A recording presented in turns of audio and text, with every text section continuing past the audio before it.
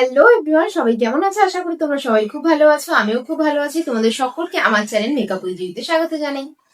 সামনে আসছে রাখি, আর রাখির লুক নিয়ে আমি আজকে হাজির হয়ে গেছি। যারা চাইছো এই রাখিতে একটা সিম্পল কুর্তির সাথে সিম্পল একটা মেকআপ লুক, তাও আবার নিউডের ওপর, তাদের জন্য আজকের লুকটা হতে চলেছে একদম পারফেক্ট একটা লুক। তো আজকে আমি সিম্পল কিছু প্রোডাক্ট ইউজ করে কিভাবে নিজেকে এতটা গর্জিয়াস ভাবে সাজিয়ে তুলেছি সেটা দেখতে হলে সম্পূর্ণ ভিডিওটা মনোযোগ সহকারে দেখতে হবে, উইদাউট স্কিপ করে। তো চলো আজকের ভিডিওটা স্টার্ট করা যাক। টোনারের জন্য ইউজ করছি ডাবার গ্লোবারি রোজ ওয়াটার। এটা যেমন অ্যাফোর্ডেবল আর তেমনই অলমোস্ট সবসময় আমাদের সবার কাছে প্রেজেন্ট থাকে। ইউজ করে নিচ্ছি ময়শ্চারাইজার, আর ময়শ্চারাইজারের পর ইউজ করছি অ্যাজ আ প্রাইমার হিমালয়ার অ্যালোভেরা জেল। এখন আমি ইউজ করে নিচ্ছি কালার কুইন্সের স্টোভ ক্রিম। এই পার্টটা কিন্তু টোটালি অপশনাল। যারা চাইছো আমার মতো একটু গ্লসি বেসের ওপর মেকআপ লুকটা ক্রিয়েট করতে, তারা যে কোনো একটা স্টোভ ক্রিম ইউজ করে নিতে পারো। আর যারা চাইছো মেকআপ লুকটা ম্যাট ফিনিশের ওপর হবে, তারা টোটালি এই পার্টটাকে স্কিপ করে নিতে পারো। এখন ফুল ফেসে ভালো করে স্টোভ ক্রিমটা অ্যাপ্লাই করে নেওয়ার পর আইব্রোটা ফুলফিল করার জন্য ইউজ করছি মার্সের আইব্রো পেন্সিল।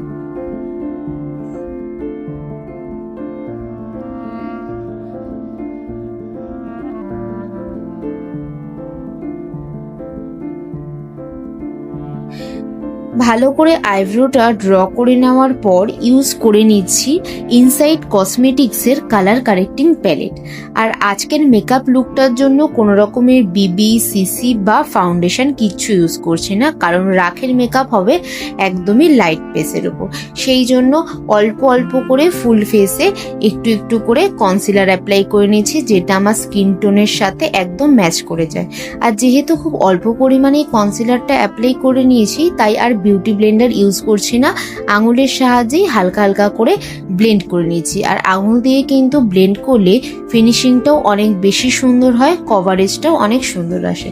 দেখো আমার ফেসের দাগগুলো কত সুন্দর হাইড হয়ে গেছে, আর তার সাথে কিন্তু ফেসের কভারেজও অনেক ভালো হয়েছে। দেন ওই আইব্রো পেন্সিল দিয়ে হালকা হালকা করে ফেসটাকে একটু কন্ট্রোল করে নিচ্ছি। এই পার্টটাও কিন্তু টোটালি অপশনাল। যারা চাও তারা কন্ট্রোল করতে পারো, আর যারা চাও না তারা পার্টটাকে স্কিপ করে নিতে পারো। এরপর ইউজ করে নিচ্ছি একটা লিকুইড ব্লাশ। আর লিকুইড ব্লাশটার জন্য আমি ইউজ করে নিচ্ছি জাস্ট হার্বসের একটা টিন্ট।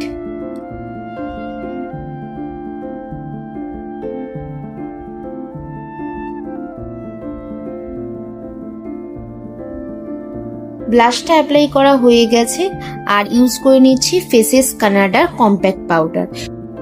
একদম অল্প পরিমাণে কম্প্যাক্ট পাউডারটাকে আইলিডে, আন্ডার আইজে, যেখানে যেখানে আমাদের সোয়েটের প্রবলেম হতে পারে বা মেকআপ উঠে যাওয়ার চান্স হতে পারে, শুধু সেখানে সেখানে কম্প্যাক্ট পাউডারটা ইউজ করে নিচ্ছি।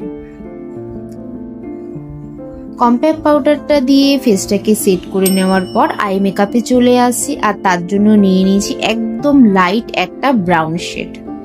আর সেটা দিয়েই কিন্তু আজকের আই মেকআপটা হবে, আদার্স আর কোনো কালার আমি অ্যাপ্লাই করছি না।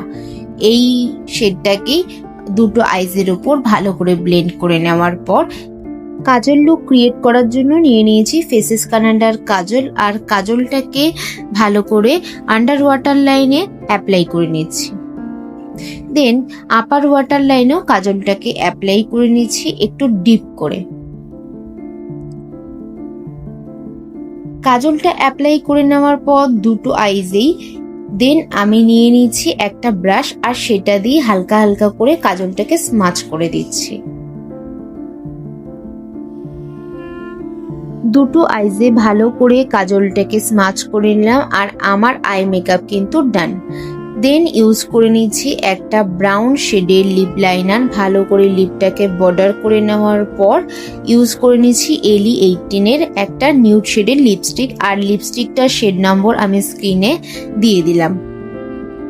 লিপস্টিকটা অ্যাপ্লাই করে নেওয়ার পর সেম স্টোভ ক্রিমটা একদম অল্প পরিমাণে নিয়ে নিয়েছি, আর লিকুইড হাইলাইটারের মতো করে ফেসের হাইলাইটিং পয়েন্টগুলোকে হাইলাইট করে নিলাম।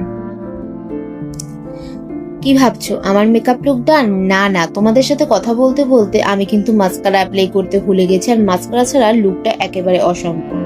তাই ইউজ করে নিচ্ছি মার্সের এই মাস্কারাটা, যেটা আমার ভীষণ ভীষণ ফেভারিট। আর এই মাস্কারাটা অ্যাপ্লাই করার পর আমার ফুল লুক ডান।